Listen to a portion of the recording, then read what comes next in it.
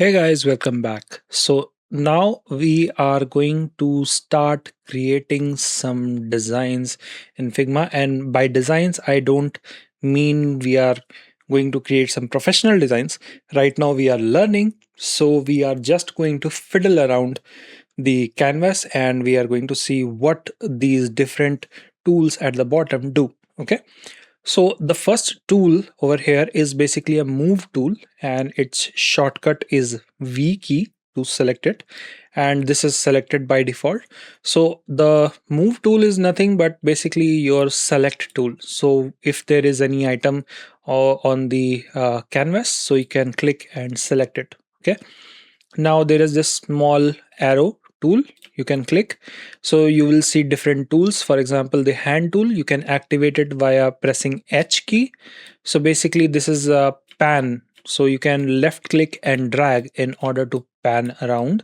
So right now it's not visible. Let me quickly create a rectangle. Okay, so now if I go and use my V key, which is for the move tool, so I can left click to select it, and here on the sidebar you will see all the properties coming in for this rectangle that I have created. Okay, similarly if I press H to activate the hand tool, so basically if I left click and drag, I can pan around. So for example, this is used when you have different screens all together, so you can pan around to see what's going on in different screens. Okay, then we have the scale tool. The shortcut is K.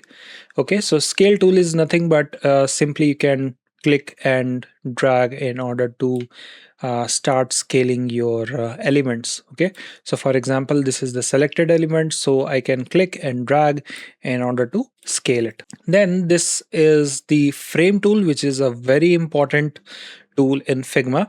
So let me go ahead and press delete key in order to delete the tool. Now I'll hit F for the frame tool. Okay, and frame tool is basically, it is used to create frames in Figma. Now you'll ask, what is a frame? So basically a frame is a outer design layout component that stores the information of whatever screen that you are designing that screen for. For example, in simple words, if let's say I am designing a game for my mobile, okay, and let's say that my mobile game is going to be played in portrait mode only. It's a, let's for example, it's a hyper casual game. Okay, now I need to create a consistent portrait kind of layout in order to create different screens. Okay, so traditionally if you are using Photoshop or something, you will just have to click on a rectangle and maybe set its dimension like 1080 or 2300 for the height, and then you have a layout like this, and then you start creating your different elements. You'll start adding elements to it. Now Figma gives you a neat and clean tool for this, which is basically this frame. So all you have to do is click to activate this frame and click once in order to place your frame on the canvas. And from the left sidebar you can see this is called as frame 1. Okay, and basically I can double click in order to rename it. So let's say test mobile portrait. Okay, that's the name that I have given. Now on the right hand side, I'll make sure that my frame is selected. Okay, and I'll go to this frame drop down, and from here I can choose a mobile preset, for example iPhone 16 Pro. Okay, and now you will see that it has created a frame which is basically a the it's not the exact dimension, but in terms of layout, in terms of aspect ratio, it is exact as per the selected device.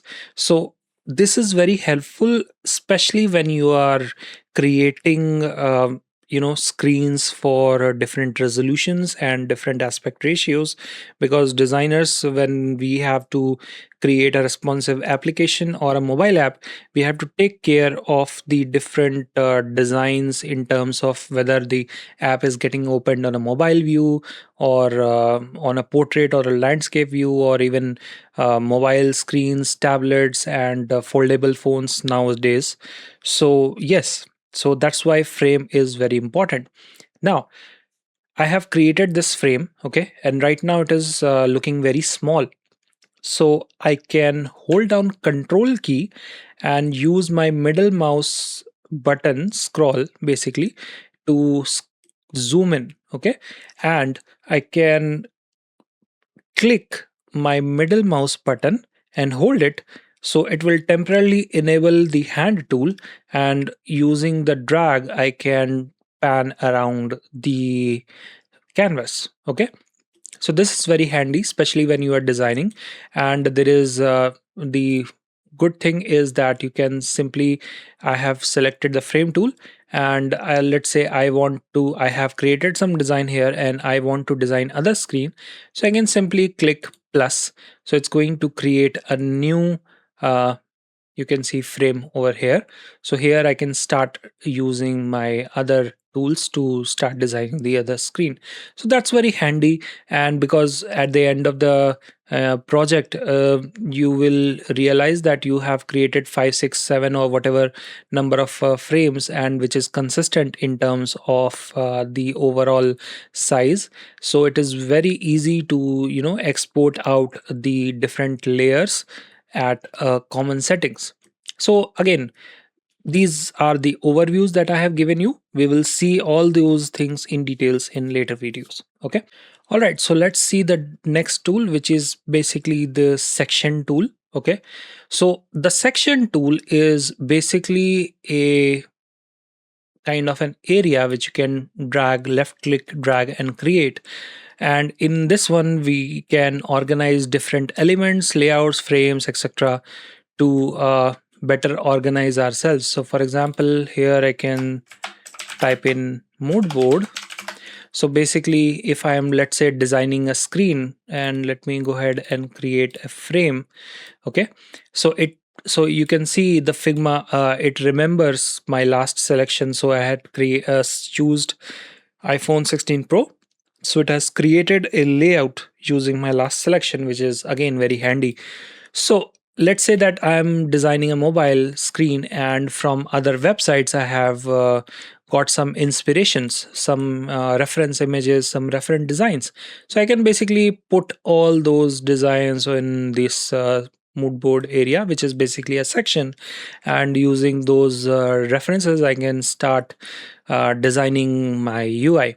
Again, if you are like me who just knows the tool but very bad at designing, so this is very handy tool. Okay. All right. So moving to the next one, sorry, over here, which is slice. Again, slicing we will see in some later videos. It is basically going to mark your elements, which you can automate for slicing out all the components at one click. So we'll see that in later videos. Now coming to the most important tools, which is basically the drawing tools, or maybe the shape tools, I should say. So basically this is a rectangle. So let me go over here and click and left click and drag in order to create a rectangle. Okay. And there are again on the right hand side, there are different properties that we can edit. For example, the position. So if I make the X and Y position at 0 0, so again, if you are already familiar with the game development engines like Unity, Godot, or even Unreal, you will know this thing, which is basically this canvas is an infinite world, right? So the infinite world has an origin point, which is 0 0. So currently this rectangle is at 0 0, meaning the rectangle center point is sitting at the canvas's origin point. I think it's not that hard to understand, right? All right. Okay. So the using the selection tool or the move tool, I can left click to select the element and I can move it around by simply left click and drag. Okay, now let's hit control key and scroll the middle mouse button in order to zoom in a little bit. Okay, so I have created the rectangle. Now there are some different properties that I can edit from here. So for example, if I want to make the width is let's say it's about 1000 pixels, so it's 1000 pixels now. And for the height, even if I make it 1000 pixels, now it is converted to a square. Okay, now there are this appearance properties. For example, the opacity, I can left click and drag like this in order to make the changes to opacity. And this is the corner radius, so let me left click and drag again from here, so you can add rounded corners. Now you can even enter the values directly like this. Okay, or else you can just hover over it, this icon, and left click and drag in order to make the changes. Now what if I want to, let's say, make changes, I want to add a rounded shape only to this corner and not on the other corners, because if you see, if I enter any values, it's going to make changes to all the corners, right? So that's also very easy. What you can do is click on this individual corners button and now you'll get access to all the corners. So for example, if I want, I can simply make this corner rounded and rest of the corners are as it is. Okay, and let's create another box like this. And right now you can see there is no difference because the color is same. So basically here you can see I can just click to choose any color that I want. So let's make it this color. Okay, and from here let's give it a corner radius of around 50. So like this, let me, again, we are not actually making any UIs here. I'm just trying to show you how different layers are put together in order to create the UI. So from the right hand sidebar, you can see all my components, right? So I can simply double click and let's call it BG for background. And this one is, let's say, hero. Okay, so different layers that we have, then we can lock the layer on the left sidebar. So basically what this is going to do is, even if I click on this one, the since the layer is locked, it is not going to be selected or editable, and I can edit the background.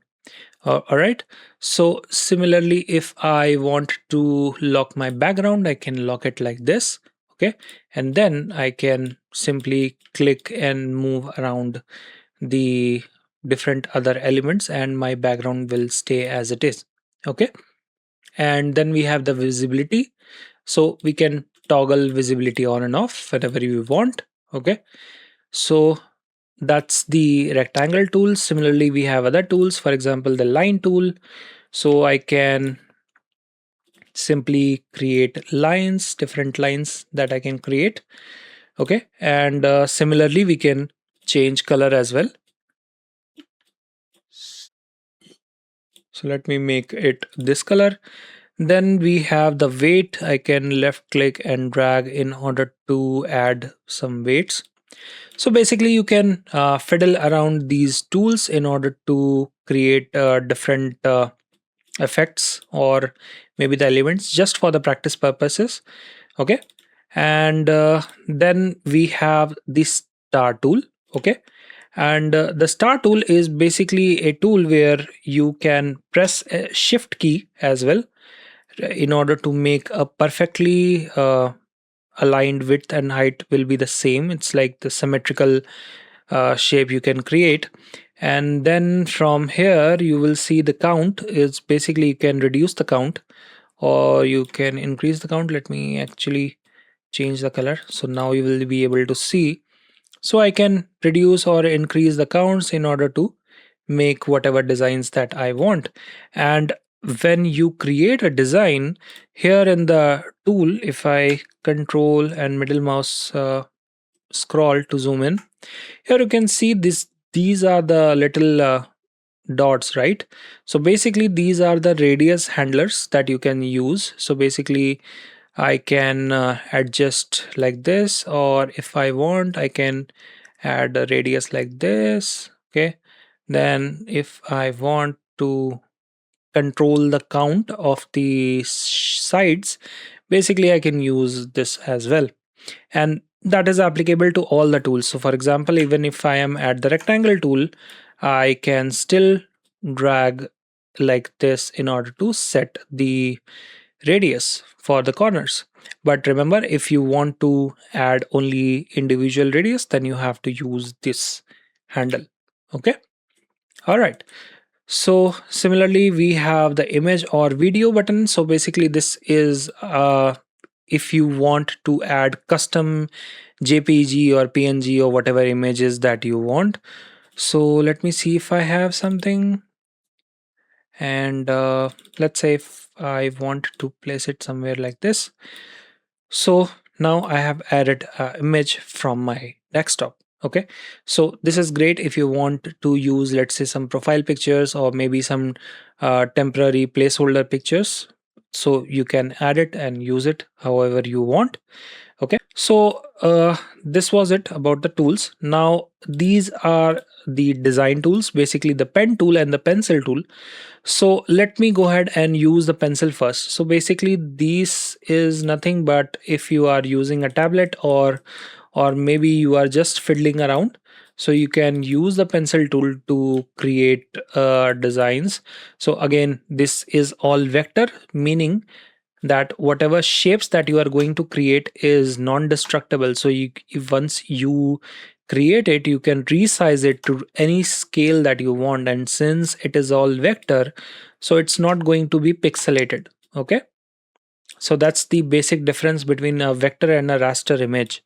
So currently this image that I have added from my desktop, it's a raster image, meaning that if I make it a big like this, so you will start to see that it is appearing at pixelated, and this image is big. So let me make it even bigger. So you can see that I can slowly see the pixels. So that's the difference between a raster image and a vector image, because if I zoom in too close, you can see I have all the pixels, right? So let me hit delete in order to delete that, and let's go ahead and try to zoom in. So see, the line are clearly visible and crisp. So that is the difference between the vector art and the pixel art. So here also you can see I cannot see any pixels because these are all vector shapes. So that's the power of Figma. You can design it once and you can scale your components to whatever size that you want. All right, so now coming to the pen tool, which the shortcut is P key. So basically you can click, and you can click once on a point, and basically you can click again, and like this you can create straight shapes. Okay, like this, click. So all I'm doing is left click, and I'm not even dragging, I'm just left clicking it in order to add a point, and this and the lines are coming automatically, and if I want to connect that, I can left click again. So I have created a shape using straight lines. Now what about curves? So basically we can add curves as well. So I'll left click in order to or add the point. Now let's say I want another point over here, I'll left click again, but this time I'm not going to leave my left mouse button. I'm holding it right now. Okay, and now if I drag it, so you'll see that I'll get this little tangent handles, and basically now I'm able to form a curve. Okay, so I can basically left click and drag, left click and drag, left click and drag, left click and drag. So like that I can drag, and finally if I want to cancel it out, I'll just press escape in order to cancel. So this is now more of a curve shape. So what I want is I want you guys to do a little bit of practice, okay? Because this is what we are currently not making any designs. We are getting ourselves familiar with the different tools that Figma has. Okay, now coming to one of the most important tools, which is a text tool. So basically a text tool is where you can click to add a text. So let's say hello developers. Okay, let me zoom in. Hello developers. Okay, so I can double click to select all the text element, and from the inspector panel I can choose the under the typography. I can choose different fonts. So for example, let's say I choose this, then I can choose the size like this, or if you want, you can enter custom size as well. Okay, and then you again using the move tool, I can move it and align it however I want. All right, now let's say that I want to change the color. So basically again I can double click in order to select, and let's say I choose this color to maybe something like this. Okay, now let's say that I want the default color of hello like this, and the developers needs to be something else. So I can do that as well. So basically I can just select the developers, only this one. Okay, only this part, and then I can choose the other color that I want. Again, don't judge me, I'm very bad at choosing colors. So that's it. So that's the text tool. Now this is the comment tool, and this is one of the most handy tool when, especially when you are creating your designs with your team members. So for example, this design, let's assume that this design is created by my fellow designer, okay, who's working with me. So now I'm checking this design, and I don't like the color of this yellow color of this text. Okay, so I can simply click and I'll add a comment here that change the text color to something else. Okay, and I can hit enter or the up key. So basically what is happening is I added a comment over here, and now when my fellow designer is going to open this project file, he's going to see this comment from here. So he knows exactly where I want the change, and I can describe whatever change that I want. So this is very handy tool, that this reduces the to and fro friction from communication. So basically whatever changes that I want, I am suggesting then and there. Okay, and again, this is all real time, so even if he is viewing this project, so he'll get this comment instantly. Okay, then we have the actions button. So basically the actions button is nothing but if you are using some other Figma plugins, so this is where you can use your Figma plugins, and there are some basic predefined actions like create link, strike through, like this, so you can use them. So for example, if I have selected this, okay, and let's see what actions that we can have. So we have only paste properties, and let's see, no. So basically I have not used actions much, but yes, it is important when you have Figma, when you are using Figma plugins. Okay, and using those we will see in some other videos.